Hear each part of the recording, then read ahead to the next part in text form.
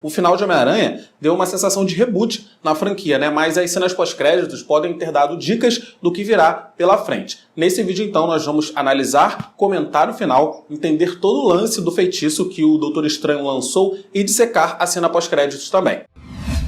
Fala galera, como estão bem? Sejam muito bem-vindos a mais um vídeo aqui do meu canal e mais um vídeo pra gente falar de Homem-Aranha. Hoje mais cedo eu postei um vídeo dando a minha crítica do filme, né, falando tudo que eu gostei e apenas 1%, uma coisinha que eu não gostei muito, e eu vou deixar esse vídeo linkado aqui na descrição, depois vocês vão lá e conferem. Nesse vídeo nós vamos recapitular o final do filme, entender como estão cada um dos nossos personagens e a partir das cenas pós-créditos tentar, né, teorizar do que virá pela frente, do que tem no destino deles. Mas se você gosta de todo esse conteúdo da Marvel, conteúdo de séries e filmes, se inscreve no canal se você ainda não está inscrito, porque aqui a gente fala bastante sobre isso, e me segue no Instagram também para acompanhar os meus Reels com curiosidades dos quadrinhos. Antes de tudo, é legal a gente entender mais ou menos a ordem, né, a linha do tempo dos acontecimentos. Homem-Aranha, Longe de Casa, o filme anterior, se passa 8 meses após o blip, isso é, 8 meses após a morte do Tony Stark e a morte do Thanos. Vingadores Ultimato termina em 2023, e aí Homem-Aranha Longe de Casa se passa 8 meses após esse término. E é verão na Europa, né? Porque a gente viu no filme que eles estão lá na Europa e é verão.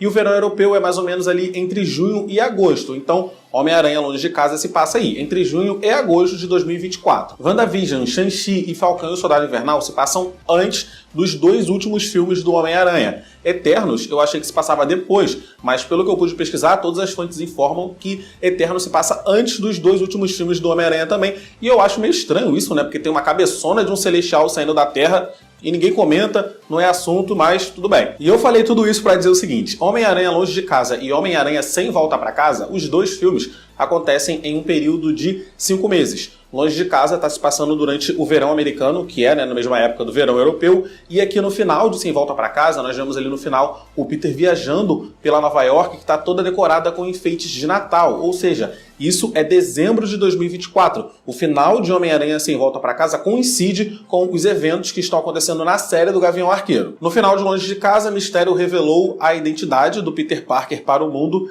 e fez todo mundo acreditar também que o Peter tinha assassinado ele, e aqui nesse filme nós vemos a consequência disso, né? A vida do Peter vira de cabeça para baixo. Peter vai preso, seus amigos vão presos, sua tia vai presa, todo mundo vai preso. Ele acaba conseguindo se livrar das acusações de assassinato por conta do ótimo advogado que ele contrata, mas a opinião pública ainda está toda contra ele. Peter Parker foi cancelado. O que ele deveria fazer, agora que ele está cancelado? Entrar em um reality show. Não é isso que todo cancelado faz? Mas não. Ele resolveu recorrer à ajuda da magia, né? Recorrer ao Doutor Estranho para ele fazer um feitiço para apagar da mente de todo mundo que Peter Parker é o Homem-Aranha. E aí eu fiz uma conta rápida ali, porque depois que o Doutor Estranho lança o feitiço, depois que os vilões começam a chegar, os acontecimentos do filme passam ali em mais ou menos uma semana, é pouco tempo. Então, fazendo as contas aqui, o Peter viveu 5 meses durante esse cancelamento, né? Ele enfrentou o cancelamento por 5 meses. Devido a interromper toda hora o Mago Supremo, o feitiço deu errado, e ao invés de fazer todo mundo esquecer que Peter Parker é o Homem-Aranha, o feitiço trouxe ao universo cinematográfico da Marvel, ao MCU, todo mundo que sabia que Peter Parker era o Homem-Aranha, não importa em qual universo. Para conter o feitiço e impedir que mais pessoas viessem para esse universo,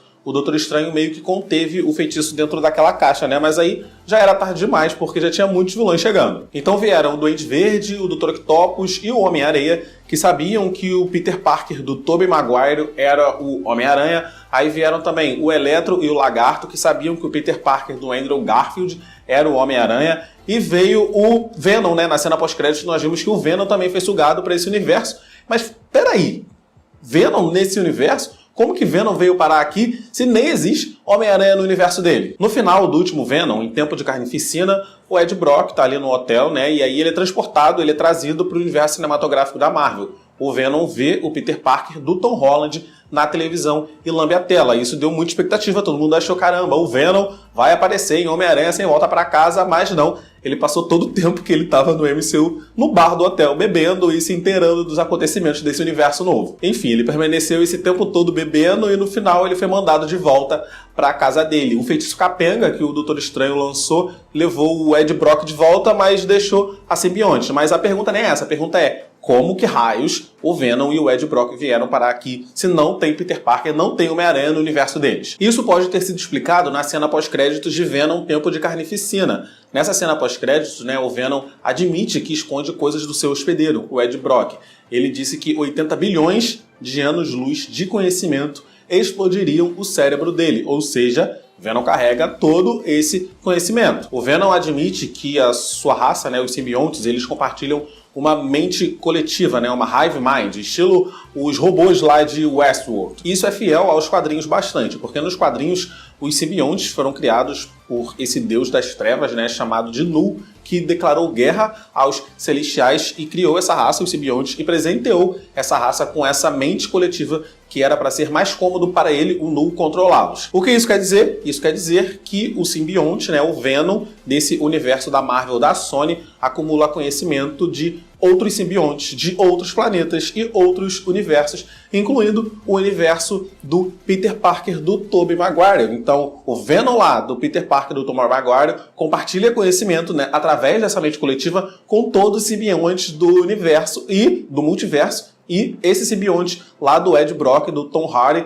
também sabe que o Peter Parker é o Homem-Aranha. Por isso ele foi sugado para o universo cinematográfico da Marvel, porque o simbionte, através da mente coletiva, tem o conhecimento que algum Peter Parker é o Homem-Aranha, e aí ele veio parar aqui. O Venom ficou o tempo todo preso lá naquele porão, daquele bar bebendo, porque eu imagino que o Kevin Feige falou assim, olha só, eu não quero colocar essa bomba no meu universo, o universo de vocês é muito bagunçado, é muito ruim, o filme do Venom é muito ruim, não quero, então vou colocar aqui apenas como uma participaçãozinha especial aqui na cena pós-créditos e vou roubar essa simbionte para trabalhar da minha forma. E como temos mais uma trilogia do Homem-Aranha confirmado, pode ser que nós vejamos o Homem-Aranha do Tom Holland lutando contra o seu próprio Venom. Agora que ele tem muitas responsabilidades, ele precisa arrumar um emprego, né, para pagar o seu aluguel, pode ser inclusive que ele arrume um emprego no Clarim Diário. Vocês repararam que o J. Jonah começou o filme ele sozinho na casa dele, atrás de uma tela verde, né, com um monte de papelão ali, e no final do filme ele tava todo com uma equipe, né, com um monte de gente. O cara ganhou muito dinheiro, o cara enriqueceu muito e tá perto de abrir uma grande empresa. Pode ser que o Peter arrume um emprego lá. Se isso acontecer, pode ser que talvez ele tenha contato com o simbionte, pode ser que o simbionte o mude um pouco,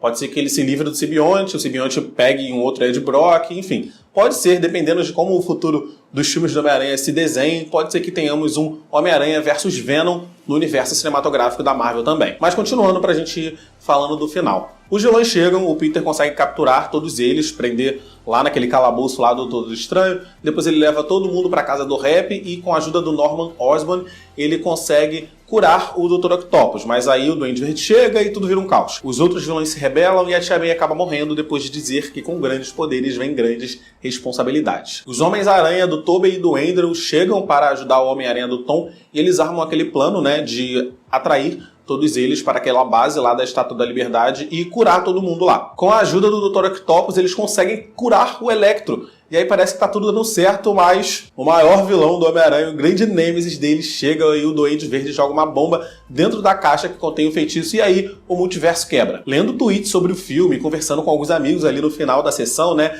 eu vi algumas pessoas falando que viram o Rhino naquela cena que o multiverso quebra e aparece a silhueta de várias pessoas. Eu vi gente falando que viu o Scorpion, eu vi gente falando que viu a Gata Negra, eu vi gente falando que viu o Kraven. Eu não vi ninguém. Não consegui identificar ninguém nessa cena. Eu vou até reassistir o filme agora esse final de semana. Eu vou ficar mais atento nesse momento para ver se eu consigo identificar a silhueta, se consigo identificar algum outro vilão. O Kraven é um vilão do universo do Homem-Aranha e já tem um filme dele confirmado para o universo Marvel da Sony e ele será interpretado pelo Aaron Taylor Johnson, que fez o Mercúrio aqui no universo cinematográfico da Marvel. Para impedir que todos esses vilões cheguem, o Peter surge com a ideia do Doutor Estranho apagar da mente de todo mundo que ele é o Homem-Aranha e o plano dá certo, né? E o Doutor Estranho consegue segurar lá, costurar o multiverso, as silhuetas que estavam vindo não vêm e os que já estavam aqui ele consegue mandar embora de volta. Menos a simbionte, né? Esse feitiço aí tava meio capenga. Agora que os vilões estão curados, eles vão voltar para os seus respectivos universos no momento do tempo onde eles foram retirados. E agora que eles não são mais vilões, eles não vão mais morrer lutando contra o Homem-Aranha. Então, essas pessoas vão sobreviver em seus universos. Finalmente, elas vão ter paz. E é bem legal saber disso, porque o Norman Osborn aparentou ficar bem triste quando ele falou do filho dele. E o Harry Osborn, né, na trilogia lá do Tobey Maguire, só morreu porque ele acabou seguindo os passos do pai. Se o pai não tivesse morrido lutando contra o Homem-Aranha, ele também não morreria. Ou seja, agora que o Norman tá curado, ele vai conseguir voltar para o universo dele e ter uma vida boa com seu filho, que também não vai morrer lutando contra o Homem-Aranha. No final, acabou que todo mundo ficou feliz em seus respectivos mundos. E eu só fico triste porque era para a Emma Stone e a Kristen Dunst estarem presentes nesse filme também, reprisando os seus papéis, né, de Mary Jane e de Gwen Stacy. Mas por conta da pandemia, do isolamento social, para diminuir o número de pessoas no set, os personagens delas acabaram sendo cancelados. E isso, pô, isso é bem triste, porque seria bom ver pelo menos a Emma Stone de Gwen, sabe, reprisando o papel dela. Porque se o Electro tá curado, ele acaba não morrendo no mundo dele, ele acaba não enfrentando o Homem-Aranha no mundo dele, e a Gwen acaba não morrendo também, acaba não caindo lá de cima. E seria legal ver ela viva aqui, porque imagina que cena emocionante seria. Se a gente já se emocionou com o Andrew salvando a MJ, né, a Zendaya, imagina se ele visse a Gwen dele, a Emma Stone viva.